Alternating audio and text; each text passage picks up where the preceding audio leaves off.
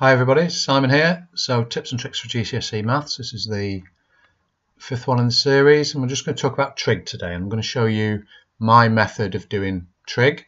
I think it works really nicely. We call it 4 steps to success and it works for every trig problem that you could come across. Okay, so let me start with what you need to learn and remember. So what I'm going to show you today is going to be 4 steps to success. The 4 steps are label sides, choosing the ratio, filling in the tricky triangle, and calculating. So those 4 things need to be remembered, and as you're going through the problems, you're going to be ticking them off in your head. Okay, the next thing you need to know is SOHCAHTOA. Sine is opposite over hypotenuse, cosine is adjacent over hypotenuse, tan is opposite over adjacent. If you lay it out in the triangles like I've got there, then that's going to be really helpful as we're going through these problems. So what I would suggest you do is pause the video at this point and copy that down. That's what you need to remember. Everything else is about applying it. Okay, so let's apply the 4 steps to success to some problems. Okay, so there we go. The first job in a trig problem, I suppose, is to decide that it is trig as opposed to Pythagoras or finding the area of a triangle or something like that. So we won't talk about that today. At this point we have already decided this is a trig problem. Okay, so we're trying to find that side x. We're given one side and we're given one angle. So that is a typical trig problem. Okay, so let's have a look. So the first thing we're going to do on our list is to label the sides. So what we need to do is to label our sides. We're going to label them with opposite, adjacent, hypotenuse. So my recommendation is we start with a H. H is hypotenuse and it's the longest side. Longest side. It's always the one opposite the right angle. We'll stick an H in there. It's a good place to start. Okay, the next thing we need to do is we need to do O. O stands for opposite. It is opposite the angle that we're using. Not the one opposite the right angle, the one opposite the angle that we're using. So we'll go O is over there. Adjacent means next to. That's what adjacent means. It's there. It's next to the angle. So that's the other one. Okay. There we go. So that's the first part of our 4 steps to success done. Right, so the next thing we're going to do is we're going to choose the ratio. We need to decide whether this is a sine, a cosine, or a tangent problem. Okay, sin, cos, or tan. Right, so we think about which 2 sides are we interested in. Okay, so we're trying to find that one, so we're definitely interested in that one. That's the one we're trying to find. That's the one we're given. So we're also interested in that one. This one here, hypotenuse, we're not trying to find it, we're not given it, we're not interested. Okay, so opposite and adjacent. We look across our list, we can look over here. This one's got a hypotenuse in it, so it's not that one. That one's got a hypotenuse, that one's got an opposite, and that one's got adjacent. It's a tan problem, so we are going to use the tan ratio. And a very handy thing to do is just write tan equals O over A. Okay, choose ratio, done. Right, tricky triangle. Right, we're now going to lay this problem out in a tricky triangle. And what I mean by that is I'm going to copy this out, okay? So I've got my tricky triangle. Sorry about the drawing here. It's going to look a little bit scruffy, difficult with the mouse. I'm going to lay it out like that. I'm going to write tan in there. I'm going to write O up there, and I'm going to write A down there. That's that tricky triangle, that one there. That's the one I want. And now I'm going to start filling in my numbers. Okay, so the O is the X. The opposite side is the X. I'm going to put an X in there. A is 5. The one in the bottom left where I've got the tan, this one's always the angle. The one in the bottom left is always going to be the angle. So that's tan 42. And the reason I do this because it tells me whether to do a times or a divide. So because I am working across my tricky triangle, the x is that times that. Now, just a little tip here. When you are typing this into a calculator, remember to put the bracket after the number. Things can go wrong with that if we don't put this closing bracket here, things can go wrong. So I've typed that into a calculator. I'll leave you to do that yourself, and we come to 4.5. I'll do it to one decimal place. So 4.5 centimeters. We have a look at we go back and then have a look at the triangle. We think, yeah, that seems okay. If it had come to 120 centimeters, then we would have known that it was wrong. But that seems like a number roughly in the right area, so that's okay. Okay, so that's our answer. Let's do another one.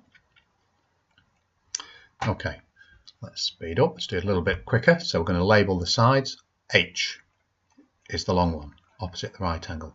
O, opposite the angle. So we're looking at the angle opposite. Adjacent is the other one. That's label sides, done. Let's choose the ratio. So we're interested in the H. We're trying to find that X. We're interested in the A because we're given it. The O, not so interesting to us. We look across our list. We've got A and H. Nope. Yes, it's this one here. It's cos is equal to A over H. Okay. Draw our tricky triangle.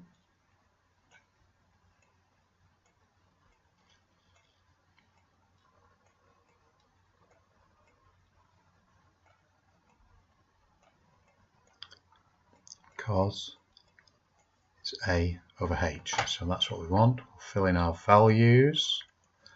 So the cos, the angle is 72. The A is 15. And the H is the X. Now this time, the X is down here. This tells us something. This tells us that this is a divide. So we need to find the X, we need to divide 15 by cos 72. So X is equal to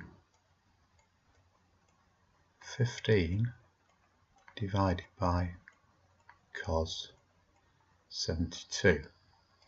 I'm going to type that into a calculator. I'm going to use the fractions button. If you've got a calculator which has a fractions button, I would be using it. If you don't have a calculator that has a fractions button, I would buy a calculator that has a fractions button because they're incredibly useful.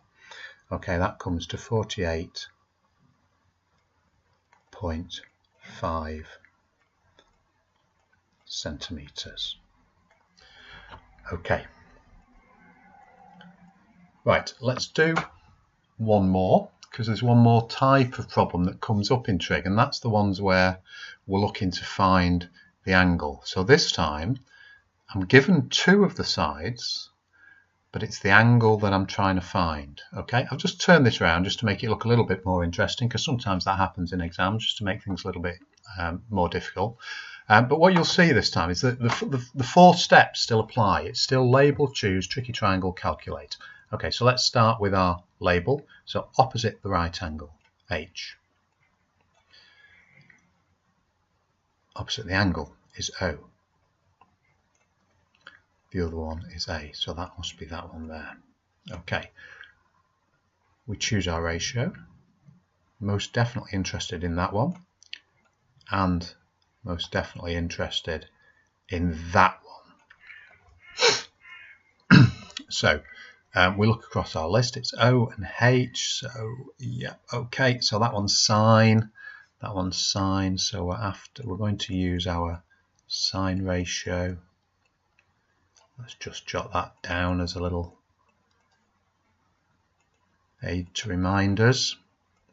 And we're going to fill in our tricky triangle.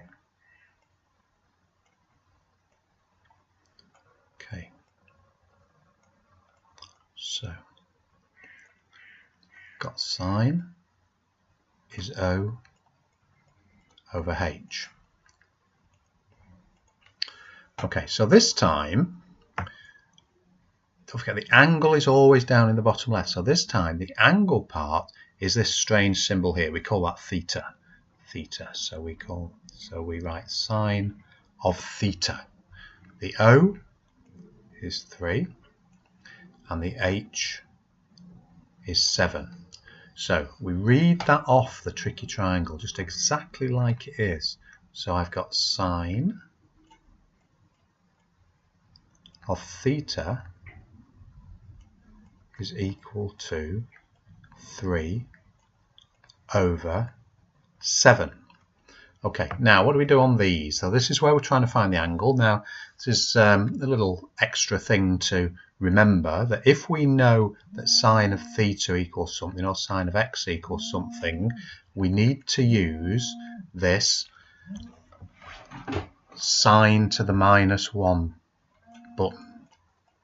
Okay, now the sine to the -1 is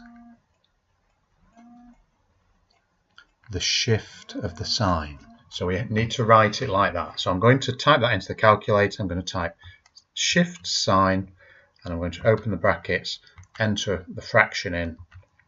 That's going to take a little bit of practice, but I'm sure once you do a couple you will get the hang of that. And the answer comes to 25.4 degrees. Okay, so 3 different trig problems, all of them using exactly the same 4-step method, using the same set of 3 tricky triangles. So what you need to remember is what's in the top right there, and you need to practice, practice, practice, practice, because it can go wrong at any of those 4 stages, and as long as you get the 4 right, you won't make the mistakes on these trig problems, which are among the hardest things that you do on the foundation paper at GCSE. Okay, good luck. I hope you found that useful, and I'll see you for the next tips and tricks.